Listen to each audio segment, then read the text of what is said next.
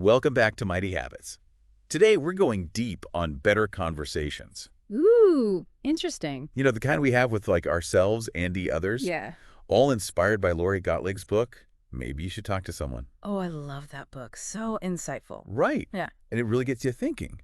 Like, what does it even mean to talk to yourself in a way that actually helps? Totally. And then how can, like, understanding a therapist's viewpoint make our everyday lives better? Yeah.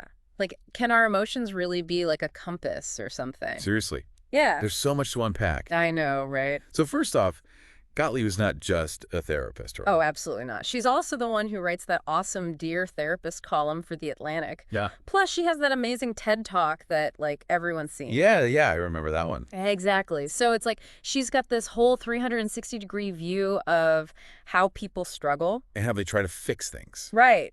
which Exactly. makes me think of, like, negative self-talk. Oh, for sure. What does Gottlieb say about, like, recognizing that inner critic and actually dealing with it? It's pretty crazy, right? She says, we often talk to ourselves in ways we'd never talk to a friend. Oof, yeah, that's so true. It's like we have this inner bully that's always putting us down. For real. So she's all about learning to be kinder to ourselves. Okay, but how do we actually do that? Like, it's easy to say be nicer to yourself, but how do we change those, like, deep down thought patterns? Well, Gottlieb doesn't just tell us to be more compassionate. She gives us the tools to really do it. Oh, interesting. She dives into this idea of self-compassion as a skill, something we can build and make stronger over time. Like working a muscle. Yeah. And she explains that self-compassion doesn't mean letting ourselves off the hook.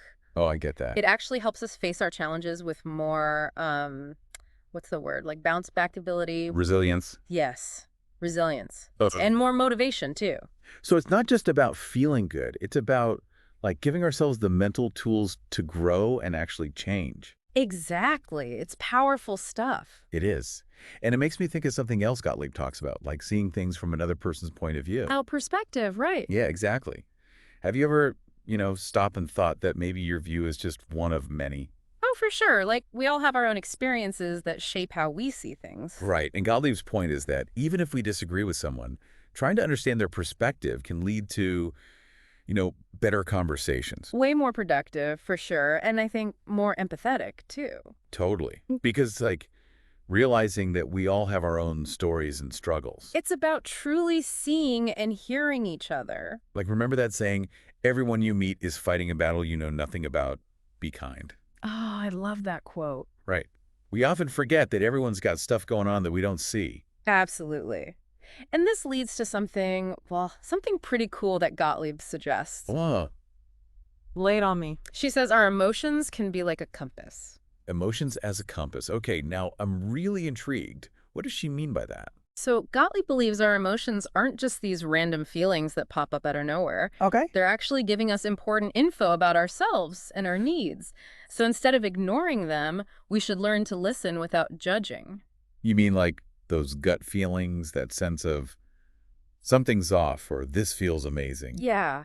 It's not letting our emotions control us, but using them to help us figure things out. That makes sense, but I bet it's not easy. It takes practice, for sure. And Gottlieb, actually gives us tools and techniques in her book to help us get better at it. I'm picking up on a theme here. It seems like Gottlieb is all about becoming more self-aware. You got it. It's about paying attention to our thoughts, our feelings, and how those shape how we interact with everyone and everything around us. That's really interesting. So we've talked about self-compassion and understanding other people's views, but where do boundaries fit into all this? Ah, boundaries. Well, Gottlieb says they're key for healthy relationships. Okay. It's about recognizing that it's totally fine to say no sometimes, to protect ourselves and be clear about our limits. Yeah, but I think that's hard for a lot of people. Yeah. Like sometimes we think setting boundaries makes us seem selfish, I get it. It's a common worry. But Gottlieb's point is that boundaries aren't selfish at all. Oh, They're about making sure everyone feels respected and valued. I see. It's about having the guts to say, this is what I need, or I'm not okay with this. And when we do set those clear boundaries, our relationships actually get stronger. Right. Exactly. It prevents resentment from building up. So it's about balance. Yes. Yeah. It's about making things work in a way where everyone feels safe to be themselves, truly themselves. This is great. Okay, so we've covered a lot. Taming that inner critic, seeing other people's points of view, setting good boundaries. Oh, yeah. It's clear Gottlieb's book is packed with insights and tools we can actually use. It is. But from your perspective, what's the biggest takeaway from the book? You know, what really hit me is how Gottlieb emphasizes that our lives are all interconnected. How so? Well, she doesn't just give advice. She shares her own experiences, the tough stuff too, and the stories of her patients. Oh, that makes it so much more real. It does, and it reminds us that we're not alone in what we're going through. Yeah. Even therapists go to therapy. Right, we're all just figuring things out as we go. I love that. It's easy to get stuck in our own heads and feel isolated. Totally. But Gottlieb reminds us that we're all in this together, stumbling, growing, learning as we go. And that's what makes her book so powerful, I think, that sense of shared humanity. Absolutely. It speaks to how much we all need connection, understanding, and compassion.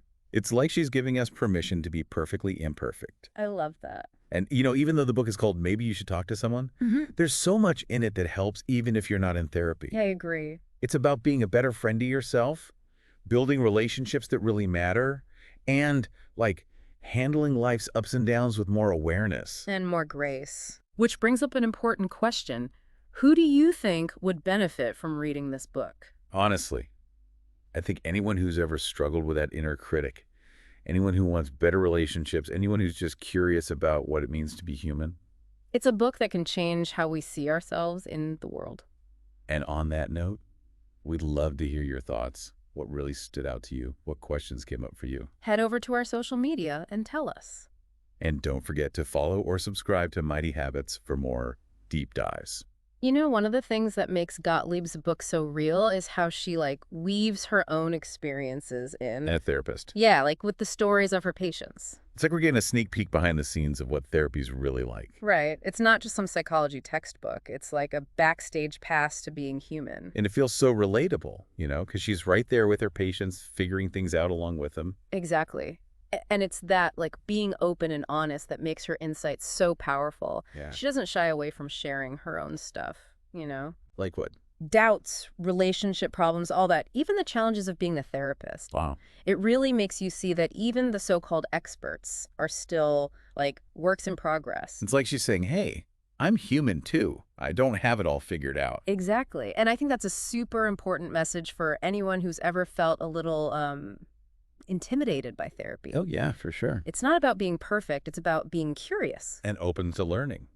Right, and understanding that growth is a journey, not a destination. Like that Maya Angelou quote, do the best you can until you know better. Then when you know better, do better. Oh, I love that one. Me too. It's like the perfect summary of Gottlieb's whole approach. It's about embracing the messiness, being kind to ourselves, and always trying to learn and grow.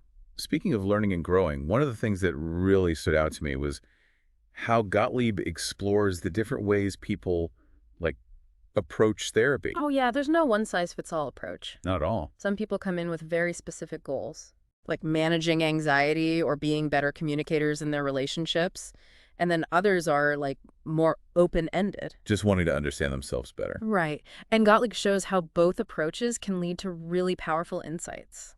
And it's important to remember, there's no right way to do therapy. Exactly. What works for one person may not work for another. You got it. It's all about finding the right therapist. The right approach. And the right pace for you. It's like finding a good dance partner. Aha, I like that. Someone who can move with you and help you find your rhythm. And just like dancing, therapy requires both people to be active participants. Oh, yeah, totally. It's not just lying on the couch and letting the therapist, analyze you. Right, it's a conversation. Yeah, a collaboration. With active listening, honesty, and, willingness to maybe challenge your own assumptions. It's about showing up authentically and trying new ways of thinking and being. It's work, but the payoff can be huge. Gottlieb's book is full of these amazing stories of people who've really transformed their lives through therapy. What kind of transformation? People who learn to manage their anxiety, get over past trauma, build stronger relationships. It's inspiring. It is. It reminds us that change is possible even when things feel impossible. Which I think brings us back to why Maybe You Should Talk to Someone is such a powerful and hopeful book. Yeah. It's a reminder that we all have the capacity for growth and healing, and that there's support if we need it. It's a journey, this self-discovery thing, and we don't have to do it alone. So well said. You know, Gottlieb's book really changes the way we think about therapy. How so? It's not just for people in crisis, It's for everyone. Yeah, anyone who wants to live a more fulfilling life, understand themselves better, and handle all the complicated stuff about human connection. With more awareness and compassion. I Exactly. think we've just scratched the surface of all the wisdom Gottlieb has to offer. I agree. It's one of those books that sticks with you. It really does. I'm finding myself thinking about conversations in a whole new light, Me too. both the ones I have with myself and the ones I have with others. It's like she gave us a new lens to see the world through. One with more understanding, more grace, and all more heart. I love that. And that's the beauty of a book like this. It's not just the information, it's how it makes you feel. The questions it brings up. The invitations it offers. Like an invitation to be more curious, more compassionate, more courageous. Yes, exactly. And on that note, I think it's time to wrap up our deep dive into maybe you should talk to someone. But before we go, we want to hear from you.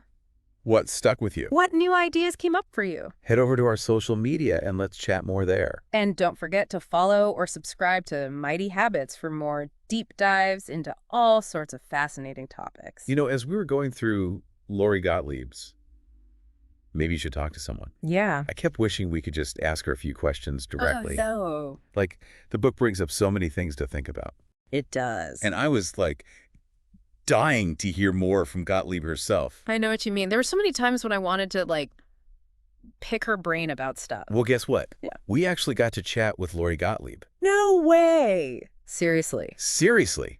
She was amazing and gave us some incredible insights. Oh, that's awesome. I can't wait to hear what she said. One of the first things I asked her about was something we talked about earlier, Yeah. that inner critic, that voice of negative self-talk. Oh, yeah, that one's tough. What did you say about dealing with it? Well, she said something that really changed my perspective. What was it? She said, imagine if you had a friend who spoke to you the way you sometimes speak to yourself. Would you keep that friend around? Ooh, that's a good one. And honestly, the answer is no way. Right. So why do we put up with that from ourselves?